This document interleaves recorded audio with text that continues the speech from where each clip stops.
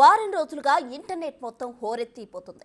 ఏ social media platform open చేసినా ఆ రెండు చేపల గురించి హాట్ డిబేట్ నడుస్తోంది. ఎప్పుడు సముద్ర గర్భంలో ఉండే ఆ అరుదైన చేపలు సడన్ గా బయటకు రావడం పైన ఇప్పుడు చర్చంతా. మెక్సికో తీరంలో కనిపించిన డూమ్స్ డే ఫిష్ ఈ ప్రపంచానికి ఇస్తున్న వార్నింగ్ ఏంటి? నిజంగానే ఇంకొన్నాళ్లలో ఊహించని ప్రళయం విరుచుకుపడుతోందా?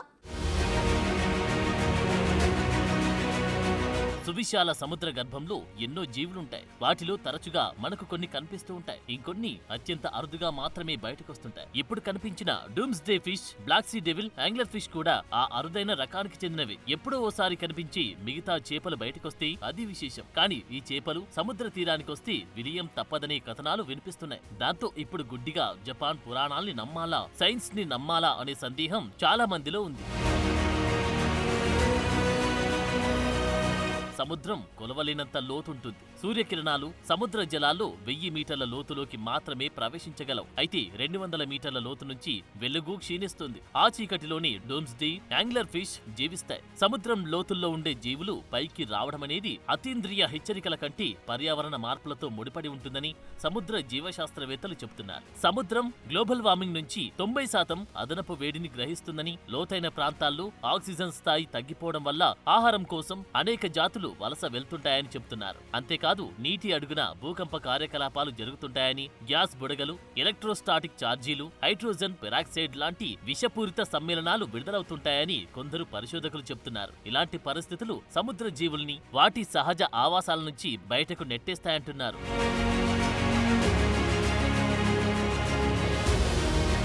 ఎల్నీనో, లానీనో ప్రభావాలు కూడా సముద్ర ప్రవాహాలను మార్చడం వల్ల లోతైన సముద్ర పర్యావరణ వ్యవస్థలు దెబ్బతింటాయని, అవి సముద్ర జీవుల్ని దిక్కుతోచని స్థితిలోకి నెట్టేస్తాయనేది పరిశోధకులు చెబుతున్నారు. అందువల్ల అనుకోకుండా గాని, శక్తివంతమైన ప్రవాహాల వల్ల గాని, అనారోగ్య కారణాల వల్ల గాని ఇలాంటి అరుదైన జీవులు సముద్ర ఉపరితలంపై కనిపించి ఉంటాయని చాలా మంది శాస్త్రవేత్తలు అంటున్నారు. అందువల్ల ఈ డూమ్స్ డే ఫిష్ కనిపించడానికి విపత్తులకు ఎలాంటి సంబంధం లేదంటున్నారు. సముద్రం లోతుల్లోని జీవులు తీరానికి రావడం, చనిపోయి ఒడ్డుకు చేరడం సహజ అయినా శాస్త్రవేత్తలు కూడా కొన్ని ప్రశ్నలు లేవనెత్తుతున్నారు. జానపద కథల్లో ఉన్న ప్రచారాన్ని కొట్టేస్తూనే ఇలాంటి జీవులు సముద్ర ఉపరితలంపై కనిపించడం చెడు సంకేతమని చెబుతున్నారు. కారణం ఏదైనా సముద్రంలో ఏవో మార్పులు వస్తున్నాయనే విషయాన్ని ఈ జీవులు హెచ్చరిస్తున్నాయంటున్నారు. సముద్ర గర్భంలో ఏదో జరిగితే తప్ప ఇలాంటి చేపలు పైకి రావంటున్నారు. నీటి ఉష్ణోగ్రతల్లో ఆకస్మిక మార్పు వచ్చినా, వాతావరణ మార్పులైనా, భూకంపాలైనా కావచ్చనేది ఇంకొందరి వాదన.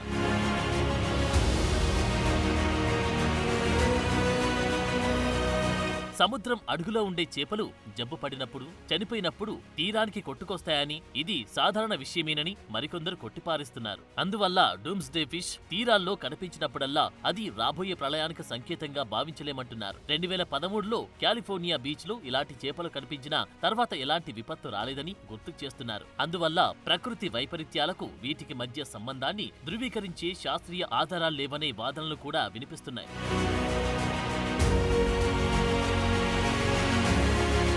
జపనీస్ నమ్మకాల ప్రకారం dooms day fish, angler fish కనిపిస్తే విపత్తు తప్పదంటున్నారు. మరి సైంటిస్టులు ఏమంటున్నారు? సైన్స్ ఏం చెప్తోంది? ఈ చేపలపై గతంలో జరిగిన అధ్యయనాలు ఏం చెప్తున్నాయి? అసలు సముద్ర గర్భంలో ఏం జరుగుతోంది?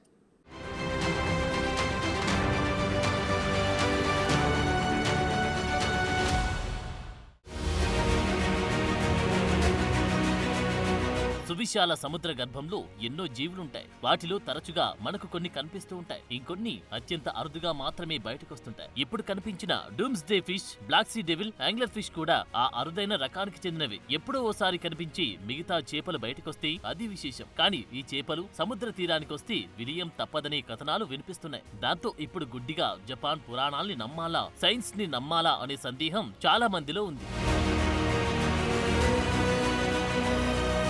సముద్రం కొలవలేనంత లోతుంటుంది. సూర్యకిరణాలు సముద్ర జలాల్లో 1000 మీటర్ల లోతులోకి మాత్రమే ప్రవేశించగలవు. అయితే 200 మీటర్ల లోతు నుంచి వెలుగు క్షీణిస్తుంది. ఆ చీకటిలోని డూమ్స్ డే, యాంగ్లర్ ఫిష్ జీవిస్తాయి. సముద్రం లోతుల్లో ఉండే జీవులు పైకి రావడమనేది అతీంద్రియ హెచ్చరికల కంటే పర్యావరణ మార్పులతో ముడిపడి ఉంటుందని సముద్ర జీవశాస్త్రవేత్తలు చెబుతున్నారు. సముద్రం గ్లోబల్ వార్మింగ్ నుంచి 90% అదనపు వేడిని గ్రహిస్తుందని, లోతైన ప్రాంతాల్లో ఆక్సిజన్ స్థాయి తగ్గిపోవడం వల్ల ఆహారం కోసం అనేక జాతులు వలస వెళ్తుంటాయని చెబుతున్నారు. అంతేకాదు అంతేకాదు నీటి అడుగున భూకంప కార్యకలాపాలు జరుగుతుంటాయని, గ్యాస్ బుడగలు, ఎలక్ట్రోస్టాటిక్ ఛార్జీలు, హైడ్రోజన్ పెరాక్సైడ్ లాంటి విషపూరిత సమ్మేళనాలు విడుదలవుతుంటాయని కొందరు పరిశోధకులు చెబుతున్నారు. ఇలాంటి పరిస్థితులు సముద్ర జీవుల్ని వాటి సహజ ఆవాసాల నుంచి బయటకు నెట్టేస్తాయంటున్నారు.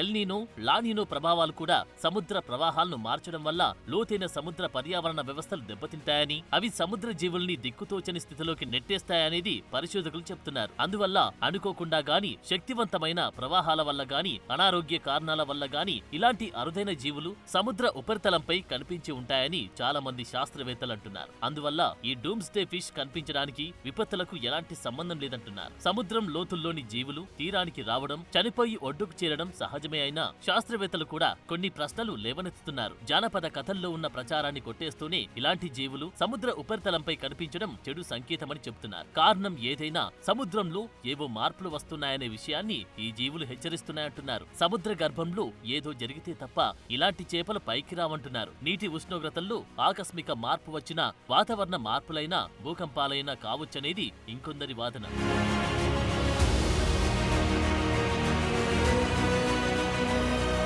సముద్రం అడుగులో ఉండే చేపలు జబ్బు పడినప్పుడు, చనిపోయినప్పుడు తీరానికి కొట్టుకొస్తాయని, ఇది సాధారణ విషయమేనని మరికొందరు కొట్టిపారేస్తున్నారు. అందువల్ల డూమ్స్డే ఫిష్ తీరాల్లో కనిపించినప్పుడల్లా అది రాబోయే ప్రళయానికి సంకేతంగా భావించలేమంటున్నారు. 2013లో కాలిఫోర్నియా బీచ్ లో ఇలాంటి చేపలు కనిపించినా తర్వాత ఎలాంటి విపత్తు రాలేదని గుర్తు చేస్తున్నారు. అందువల్ల ప్రకృతి వైపరీత్యాలకు వీటికి మధ్య సంబంధాన్ని ధృవీకరించే శాస్త్రీయ ఆధారాలు లేవనే వాదనలు కూడా వినిపిస్తున్నాయి.